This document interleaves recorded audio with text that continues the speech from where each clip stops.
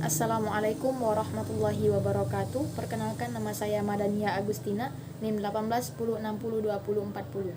Baik, kami dari kelompok 8 akan membahas materi tentang PSAK 105, yaitu akad mudharabah. Pengertian mudharabah. Mudharabah merupakan sebuah kerjasama di antara dua belah pihak, yang mana salah satunya mempunyai modal dan satunya lagi yang menjalankan usaha. Mereka bekerja sama untuk mendapatkan keuntungan sesuai dengan ketentuan yang sudah disepakati di awal kerjasama itu. Sumber hukum pelaksanaan mudharabah. 1. Ada di dalam Al-Quran. Hai orang-orang beriman, penuhilah akad-akad itu, dihalalkan bagimu binatang ternak, kecuali yang akan dibacakan kepadamu. Yang demikian itu, dengan tidak menghalalkan berburu ketika kamu sedang mengerjakan haji. Sesungguhnya Allah menetapkan hukum-hukum menurut yang dikehendakinya. Quran Surat Al-Ma'idah, Surat kelima, ayat 1. Yang kedua ada di dalam hadis Abbas bin Abdul Muttalib.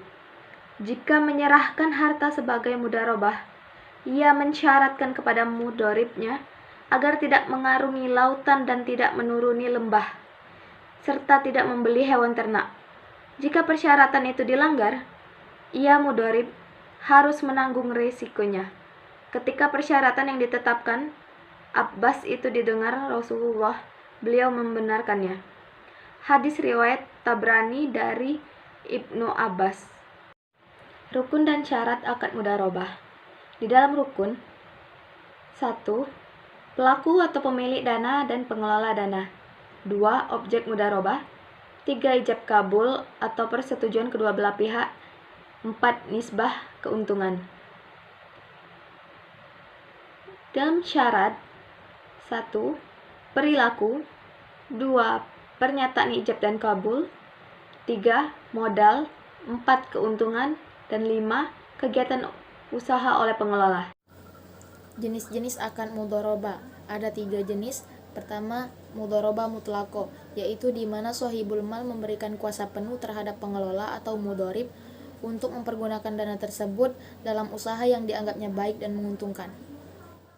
Yang kedua, mudharabah muqayyadah, yaitu di mana shahibul mal memberikan syarat dan pembatasan kepada mudharib untuk pengelolaan dana tersebut dalam jangka waktu, tempat, jenis usaha, dan sebagainya. Yang ketiga, mudharabah mushtarakah, di mana mudharib menyertakan modal atau dananya dalam kerjasama investasi. Penyebab berakhirnya akad mudharabah. 1. Dalam hal mudharabah tersebut dibatasi waktunya, maka mudharabah akan berakhir pada waktu yang telah ditentukan. 2. Apabila salah satu pihak memutuskan untuk mengundurkan diri. 3. Jika salah satu pihak meninggal dunia atau mengalami hilang akal. 4. Pengelola usaha tidak menjalankan amanah sebagai pengelola usaha. Dan terakhir, modal sudah tidak ada. Prinsip pembagian hasil usaha. 1. Berdasarkan prinsip bagi laba atau profit sharing dengan nisbah pemilik dana. Dan kedua, berdasarkan prinsip bagi hasil, maka dasar pembagian hasil usaha adalah laba bruto atau laba kotor, bukan pendapatan hasil usaha dengan nisbah pemilik dana.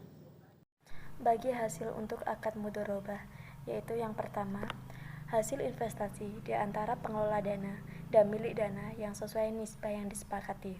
Dan yang kedua, hasil investasi dibagi antara pengelola dana dan pemilik dana. Selanjutnya yaitu perlakuan akuntansi terhadap mudharabah. Yang pertama, akuntansi untuk pemilik dana meliputi dana mudharabah yang disalurkan pemilik dana, pengukuran investasi mudharabah, penurunan nilai jika investasi mudharabah dalam bentuk non-cash, kerugian, hasil usaha, akad mudharabah berakhir, penyajian, dan yang terakhir pengungkapan. Yang kedua yaitu akuntansi untuk pengelola dana, diantaranya yaitu dana yang diterima dari pemilik dana dalam bentuk akad mudharabah diakui sebagai dana syirkah kontemporer, pengukuran dana syirkah kontemporer, penyaluran kembali dana syirkah kontemporer. Sedangkan apabila pengelola dana mengelola sendiri dana mudharabah, berarti ada pendapatan dan beban yang diakui dan pencatatannya sama dengan akuntansi konvensional, kerugian yang diakibatkan oleh kesalahan di akhir akad, penyajian, dan pengungkapan. Sekian dan terima kasih.